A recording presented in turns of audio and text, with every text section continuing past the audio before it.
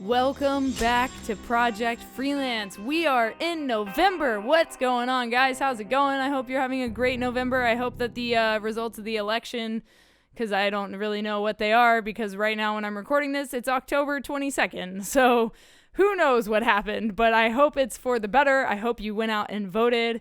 If you didn't vote, you're an asshole. If you voted for Trump, you're also an asshole. I'm allowed to say that this is my podcast. That's all the politics I'm going to talk about. I'm just kidding. We're going to talk a little bit about politics in this episode. But this week on the podcast, I'm talking to a singer-songwriter and a freelance piano bar player named Wesley David. He is a super cool guy, and I'm super excited to talk to him this week on Project Freelance about how he got his start, his upbringing in a kind of religious cult type of situation, and how he grew his piano bar playing. And I'm really excited for you guys to listen to this episode. If you do like it at any point, please leave a rating and feedback, and I will absolutely, positively send you a signed photo print from an abandoned place that I have explored. You see, when I'm not freelancing, I explore abandoned places. It's my favorite thing to do. And I also have a book out called No Tracers, an urban explorer's diary. If you guys want to get a copy of it, go to notracers.com/shop. And you can pick up your copy today. I'll sign it for you. But like I said, if you leave a rating and feedback, take a screenshot of it and send it to me at Project Freelance on Instagram or Twitter, and I will get a hold of you and I will mail you out a signed photo print. It helps the podcast grow, helps me out, and I would appreciate it a lot. We've got a ton of ratings, and I would like more ratings. Give me all the ratings. Thank you, guys. So, I need to thank our partner on this podcast, which is Liquid Death Water. If you've never heard of Liquid Death Water, well, don't you worry your pretty little head. I've got an ad coming for you in 3, 2, 1. From the streams of the Austrian Alps comes a new kind of water. A water that is sure to raise you from your grave. If you're tired of buying cases of plastic water bottles that contain carcinogens and God knows what else, or if you're trying to lower your waste footprint, Liquid Death comes in beautifully rugged aluminum cans. Murder your thirst with a can of Liquid Death. Check the link in the description and use code JustTheLetterK at checkout for 10% off your order. Liquid Death. Murder your thirst. So, yeah, use code JustTheLetterK for 10% off your order at liquiddeath.com and get you some water. Get you some alpine water. Some Austrian alpine water. You know what I'm saying? It's so good. Also, if you want to just try it before you buy a whole case of it, you can pick it up at any 7-Eleven. They carry Liquid Death. It's in a white can or a black can. The white can is still water. The black can is sparkling water. They're both great. Enjoy. And if you want to support the podcast further or my adventures or my content creation, I have a Patreon, patreon.com/justtheletterK. There's a link down in the description if you want to check it out. I give you guys early access to all of my content, including new songs, new music, which is always exciting to share. And you know what? It also allows me to pay for mixing and mastering on my music and pay for other expenses when it comes to freelancing. So thank you guys for being a part of my journey. I appreciate it. All right. Without further ado, Wesley, could you please introduce yourself and what it is you do to the Project Freelance audience? Hello, podcasting universe. I'm Wesley David. I'm a singer-songwriter, rock musician, and in my former life, before the pandemic, I was a piano bar entertainer and touring musician. So take me back to the very beginning. Tell me a little bit about your upbringing and what got you into music in the first place. Video games got me into music. No, if I'm being honest, yeah. I mean, as a kid, I do think it was like Sonic the Hedgehog and Mario, Yes. which actually probably drove my mother crazy when I was a kid. I might be a fraction older than some of the listeners here, but it was video games, it was soundtracks. We were very religious, so it was Disney music, believe it or not. That was the early stage, but around 12, just before I was 13, I suckered my parents into getting me a drum set, and it kind of started from there. I was friendly with a couple of kids in our church who, one in particular, sort of led me down the path of classic rock and the Beatles and discovering all that music. So it went from there, and writing music and songs was an outlet for my creativity as a kid. When was the first time you played live? Like, when was your first performance? I think I was 14, and I played on a Mexican-made Fender Strat that my dad had without an amp. You couldn't even hear it, but I was playing like a couple of Beatles songs and Oasis. This is back in the '90s. I loved Oasis, and it was for church friends. So it was maybe a year and a half after starting to learn guitar. And naturally, I thought I was amazing, but I was not. But you can impress your 13-year-old friends when you're that age. So Absolutely.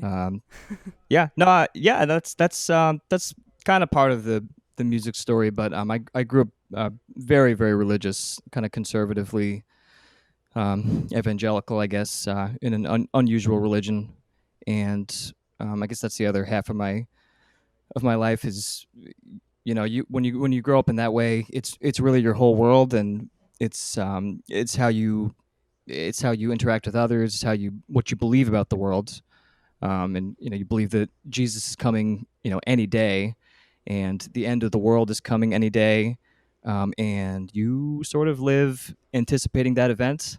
And when I got into my older teens, I started to question it, and it coincided with the. I'm really aging myself to your audience, but it did coincide with the dawn of the internet, and the internet, emerging from its early wacky stage into its somewhat more functional and productive stage towards the late '90s, and actually discovering, with the help of the internet, some writers and scholars who wrote critically about the religion. Wow. And it just led me like on a rabbit hole, which eventually led me out of the religion and my family also. Oh, wow. So Yeah. did that inspire your music writing in any way? Like, you've got bands that write Christian music, and then you've got bands that write about like Yeah.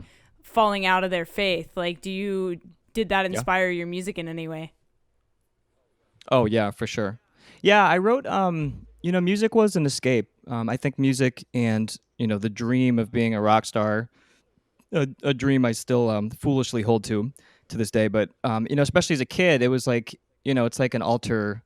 You want to be a musician or an actor or an astronaut or whatever. That dream was an escape for me, from a lot of the kind of the drudgery of the religious stuff, which in the group I was in, which is Jehovah's Witnesses, Ah. the sheer volume of time you're in church, or actually preaching like a missionary, is I couldn't even count how many hours were spent doing it. So you are actually bored a lot. People don't talk about how bored you get. So I was a kind of an angsty, at times angry and very very creative, but creative kid, but I was bored a lot too. So music was an escape, and I wrote prolifically. But then, yeah, after I did leave, and eventually went to college, yeah, definitely the writing for me, writing and journaling. I think it affected it. I think it made me introduce like a new the theme. Since then, one of the themes has been, who am I? Mm. And when you go through something like that, or you leave a situation that you're used to, whatever it may be, whether it's religion or a relationship, it's like, well, who am I now? What do I believe now? Like, how do I feel about myself now? So that's been a big part of I guess the material since Yeah, and then. not only that, but you're like starting over, it's like Yeah, you're you're starting completely over. Yeah, starting like from scratch. So it's like, yeah, where do I belong also, yeah, exactly. Yeah, and I tried on, I tried on a lot of different hats and a lot of different, beliefs and so forth. And I was definitely I was probably borderline schizophrenic for a while. Not schizophrenic, but I felt like I Sure. was. But yeah, no, it's a lengthy process. I really owe. I made great new friends when I went to college, and I did a lot of therapy, and yeah, I know it kind of led me eventually to my career in music, and to come full circle and write this album to a large extent about those experiences and the like the journey after the religion. So for you, how long did it take for you to go from doing music as a hobby and a passion to something that was, paying your bills and things like that? After I went to school in Massachusetts. I went to school for music, and I moved out to Arizona where I had some family after that, and I was living on my mom's couch, like you do after college, and I was teaching. I was actually stealing these these practice rooms at Arizona State University. Don't tell them if they're listening. And I was teaching. No, I was teaching undergrad kids, for like super cheap, for like $15 an hour, Wow. just like amazingly discounted. Yeah, pretty cheap, like piano and voice lessons. And eventually, I chanced into a audition at a piano bar, pretty close by in Scottsdale, Arizona, and I got training there. So it was a lot that and a seasonal job at the mall. Let me move out of my mom's and start making money from music. But it was about a year after that. I got an audition to play in Branson, Missouri, which is sometimes thought of as the Vegas of the South. Sure. It's like a smaller Vegas with no casinos and a lot more Bibles, and many more Bibles. And yeah, I was playing down there and getting training for the like the piano bar gig, um, and that was really the start of it. I was driving a lot playing at these different clubs, and I was kind of learning on the job. And to give you a super long answer, eventually I moved back to Arizona, and I kind of started my own like freelance company for the piano bar entertainment. So we would take the show on the road, very kind of like punk DIY style, and just go play at like the. Can I swear on your show? Yes, you can say whatever you want. Go play like the shittiest bars in Phoenix, like the shittiest sports bars and Irish pubs, and that's how we started with the freelance thing. But it came after I got some somewhat more legitimate training at some of these piano bars. Sure. So I remember the first time I went to a piano bar. I was on tour with Flyleaf and a band called Fit for Oh, Rivals, awesome. and we had just played a Nice. show. I think we were in like Nashville or I don't even know, somewhere in the Midwest, right? And we walk into this place, and I was like, what? There's two pianists. So for people that are like living under a rock, can you explain what piano bar tunes and what that whole life is like? Yeah. The life is totally absurd, so I don't recommend it to anybody. But it's fun. It's a fun job for a musician for the most part if you like a lot of different kinds of music. Anyway, you walk in and it'll be two dudes or a guy and a gal playing what look like pianos. They're actually keyboards, and then they take requests and they play, mostly like classic rock and pop and top 40 and some hip hop. But they take requests and they get everybody singing and getting drunk, and it's just a big free for all. So like Sweet Caroline, you guys sing it, dum dum Yes. dum, everybody. Yeah, it's it's like being a circus clown but a jukebox on stage. So it's almost like a little bit music theater. Yeah, totally. It's kind of goofy, and it's a fun way to. It's almost like it's kind of like karaoke too. It's somewhere between music theater and karaoke. That's how I see it. Yeah, it's a good way to explain it, definitely. Yeah. And it's so much fun as like an audience member. I love getting involved and like interacting and that kind of thing. So I think it's such a unique type of artistry, like there's not a whole lot of people that can do that kind of thing. Like that, first of all, can do such a wide variety of genres, as well as play them well and sing them well and get the audience involved. So I kudos to you for taking something like that on. It definitely takes a special skill. Thank you. It's been fun. It's been exhausting the longer I've done it, but yeah, it's fun. It takes time. People sometimes we play for older audiences, and it seems like what we're doing is magic. It's actually so many hours of just learning songs repetitively. You just learn like hundreds and hundreds of songs, so that it seems like so much stuff like off the top of your head, but it's really a lot of rehearsing. And then how are you getting your gigs? Like, are people reaching out to you guys? Are you pitching yourself out to different like bars? Like, how does that process work? Like, how do you get a gig? Everything is online now, like, pretty much the Sure. whole like world of services. So we have a decent website presence, at least for Arizona. We also play in California and once in a blue moon, like in an adjacent area. But at first, it was kind of word of mouth when I had moved back to Arizona, and I met met somebody, and we sort of tag teamed it, and we got a shitty van, and we had the whole rock and roll thing going.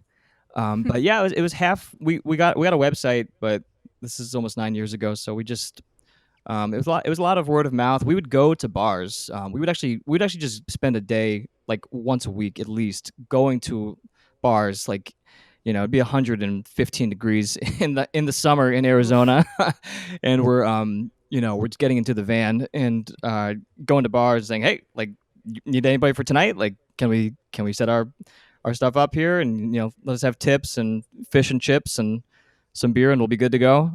So we did that a lot, and surprisingly enough, it worked a lot of because we were not pioneering the concept, but not a lot of other. In fact, I don't think any really other players in the area had done this because the pay would be so low.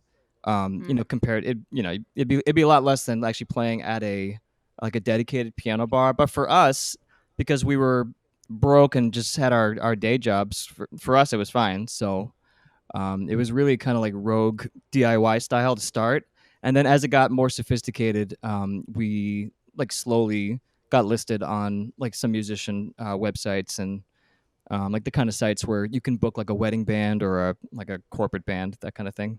Gotcha. So I'm gonna say this, and forgive me if it Yeah. comes off weird, but like No, it's okay. you take like your experience as a Jehovah's Witness and go door to door into your Yeah. world of music, and you're like going bar to bar and pitching yourself. It's like Exactly. the same Yeah. same shit, you know? Oh yeah. Oh yeah, for So sure. fascinating. I try to have a sense of humor about my life. How kind of absurd it's been at times, for sure. Definitely. And I love that you did like the rock star style. You definitely got a taste of that life in the grungy van. Like I remember my Oh, yeah. first tour that I went on as a photographer. We didn't have a heat shield on the floor. Like we had holes burning in our socks. Heard that. Like, Yeah, dude. yeah. Yeah, I heard the one with Tuck Oh, okay, yeah. yesterday, and the one you just did actually, and I was interested to hear that. Yeah, so your touring started as a photographer. Correct. Before, was that before Chasing Satellites, or was it about the same time? So it was before Chasing Satellites. Chasing Satellites is actually more of like a studio project right now. So Okay. it's just me, and I have a writer and a producer. So there's no full band lineup. So we haven't even Okay. played any shows together. And this past Sunday, so during quarantine, I got linked up with a band from LA. They're a hardcore band called Matriarchs. And this past Sunday, we Okay. actually played a live stream show at the famous Whiskey A Go Go in Hollywood. Awesome. Awesome. And that was my first show that I've played with a full band since 2014. So Good Lord. yeah, Wow. dude. the Wow, the that last must show. have felt good. Oh, it was amazing. The last show Yeah, I played yeah. was at Vans Warped Tour, actually. So Oh, sick. Awesome. yeah. I play I'm very good friends with a drummer who just made a couple of singles in LA. His thing is from Tom XO. His name is Tom Agiuk. He played with Memphis Mayfire Oh, for a wow. while. He toured with them. I know I heard Tuck mention them yesterday on the podcast. But could I ask you? I have a question for you. Yeah, Actually, yeah, I'm ask I'm away. always impressed. I'm very impressed. Usually, once even though it's admittedly not my, I'm more like an alt rock singer songwriter, Beatles, classic rock guy. But usually, once a road trip, I'll fire up like some heavier music on the trip and just rock out to like Lamb of God Nice. or whatever's on Sirius. So how do you how did you learn how do singers who do like screaming for metalcore, how do you learn it without, do you ever do a show or a practice session where you're kind of burned out afterwards, or do you get good at it so your voice just kind of gets like used to it? I think it's like it's just like singing for me. So I'll give you a background of how I figured out that I could do it. So I was 14. I was at lunch during school, and we were listening to this band called From First to Last. And my friends were like, "Oh, okay, scream this part in the song." And I was like, "Oh, okay," just like joking around, goofing off. And I did it. And I was Nice. like, "Oh shit." So I immediately went home that day, recorded a cover of Bodies by Drowning Pool. Let the Nice. bodies hit the floor. Yeah. One. Yeah. Two. Yes. We do that at piano, doing piano sometimes. You'd be surprised the songs we do Oh, sometimes. that's and great. It's I funny, love yeah. it. I love it. So went home, recorded a cover, put it on YouTube. That was my first YouTube video. It no longer exists. It's not on the internet anymore. Awesome. But yeah, that was like my first introduction to metal screaming, and I've just kind of done it ever since. And the more you do it, the better you get at it, the more like comfortable you get. And I mean, Nice. last Friday we played our set 4 times back to back, just Really? to practice. And afterwards I thought I was going to be exhausted because I hadn't done that in so long. But I mean, I was like, you guys ready to go again? Like, let's just keep going, Nice. So Nice. yeah, it takes practice, and it's like muscle memory at a certain point, like I can record multiple songs in a day now, and I can do whatever I need to do. I also like That's live awesome. stream my vocal tracking on TikTok. Oh, cool. Just to like get the audience involved a little bit more. So also, if you're not on TikTok and you're listening to this, you should get on it. It's a huge platform right now, and there's so much opportunity on there. I'm not on TikTok yet. I've been skeptical about it, but yeah, I should. It's on my list to check out for sure. Yeah. What do you say? Can I ask you, what are you saying at the end of Get Your Facts Straight? One nation under God. One nation under God. Fuck. One nation I really under enjoyed God. the split. Oh, sorry. No, you're good. I'm just trying to think of what the lyrics are. I really enjoyed Split. I thought Split was awesome. I loved Revolutionize. It's Yes. when I hear this, it's like when I put it on, I'm on a road trip. I'm like headbanging along. I can't understand most of the words, but this sound is just so. It sounds so good on my speakers Thank at you. home. Basically, Like, it's I'm awesome. saying like the God should be the people, and the people we should trust. So that's Nice. basically what I'm saying in that song. Nice. I love it. Thank you. awesome. Yeah, that was like our fuck you to big corporate money and like big oil and all that stuff. And it's kind of ironic because my dad works for a huge oil company, and I was like, listen, you guys are like suffocating us all with all these fumes. And we actually filmed the music video for that in an abandoned jail and in front of the biggest polluter in North America, which is this it's like an oil refinery up in Long Beach, California, and it's the biggest I live in Long Beach. Oh, no shit. So the Tesoro oil refinery, the thing with Yes, the giant I American do. flag. Yeah, I do. biggest polluter in all of North America. Crazy. Really? That Yeah. is fascinating. Long Beach. Long Beach. Are you in California also? I'm in Orange Did I County, catch that? dude. Costa Mesa. Oh, dude, right on. Awesome. That's all. That's great. Yeah, no, I do know it. Yeah. Long Beach has like cleaned up. It's not perfect, but they've cleaned up like a lot of the diesel emissions and the worst stuff that used to make this not a great area for like air quality. Right. It's gotten a lot better under recent like mayors and stuff, but yeah, I mean all that stuff is still on the way out. We have to look at it like it probably it should already be out, but it's it's depreciating stock or something. Yeah. It's on the way out. We got to get rid of it. Yeah, for sure. or they need to adapt. And I think that's where they're at now, is they're trying to figure out better ways, because they are realizing like there's a lot of pressure to be more environmentally conscious. And my dad says that the oil industry is in its sunset years. So Right. So we are making progress, which is good, and we'll eventually get to where we need to be, I think, and hopefully sooner rather than later. Yeah, exactly. I'm sure that's a rabbit hole we could go down, is how many problems we have as a country right now in environmental stuff. But yeah. So speaking of things this country's going through, COVID. What have you been doing during this time, during quarantine? What have you been up to? I wrote an album. I had already been planning on it, but it sort of just accelerated my schedule. And when I got over the shock that there were no more like piano shows, and I was just gonna, live off my savings and hopefully get some stimulus dollars. I went to work. I had a couple of songs which I rewrote a little bit, but I wrote a whole bunch of new songs, and I self-recorded it, and then the mastering was done at a studio in Long Beach. And for the most part, it was that. And then I went to see family in August, and it's basically been just what I've that's sort of been my pandemic escape. It's just being focused on that because it was tough otherwise. I had a family member who moved, who lived locally, and it's been it's that part's been great. The music part's been fun and engaging. Otherwise, it's been kind of lonely and Yeah. a bit boring. I think not a lot of people, perhaps not a lot of guys want to talk about that. But yeah, it's been a little lonely. It's just we're all waiting. It feels like we're all kind of on hiatus. Yeah.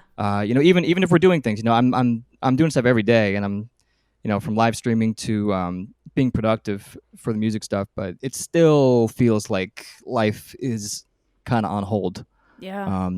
And now that we have a new president, as this is being recorded before the election, no, I'm kidding. True. But yeah, no, whatever the outcome there is, but it still feels like we're waiting for the outburst after being stifled for so long this whole year. I just can't believe. I don't know how you feel, but I can't believe that. I was so naive that I thought, earlier in the year, and I was almost like a skeptic, and I mean, I was shocked for a good week or two. I thought it was funny at the last piano bar show we did in Arizona. It didn't make me sound terrible to your audience, but around March 7th or 8th was our last show, and the toilet paper crisis had was in full bloom. It was like no toilet paper, so we jacked some toilet paper from an Irish pub, As you do. and yeah, well, we played there. We just we stuffed a couple of rolls, and then at the next show, the last one, we gifted toilet paper rolls to people who were getting drunk, and a lot of people, most people were not wearing masks. It was before the mask enforcements. It was Right. just before that, so it was still in that twilight period of what's happening. Is this real? A lot of folks in Arizona are a bit more conservative, so there was, I think, skepticism there too. And no, we were having fun with it. We were like throwing toilet paper rolls like it was Halloween, Wow. and that was, yeah. But then the reality settled in. I was naive though. I thought that I don't know what I thought. I thought like, oh well, this will last for a month or 2, and then we'll just get back to normal. And here we are, close to the election, and it's not over. It looks like the end is in sight as far as getting a vaccine, but we're still a ways away, and we don't really know I think we can be optimistic, but we don't really know what next year is going to look like either. So, and it's so crazy because I mean, like we've got all these bands and all these shows that are, people are trying to plan for next year, but we don't know when we're going to be able to play. We don't know when we're going to be able to tour. Like, we don't know if we can tour in America. Like, we don't know if we have to go to Europe. Like, we're just stuck in this like limbo period. But like at the same time, they can have political rallies with like 10,000 people. Like, what is happening? Yeah, or you can go shop at Costco. Sure.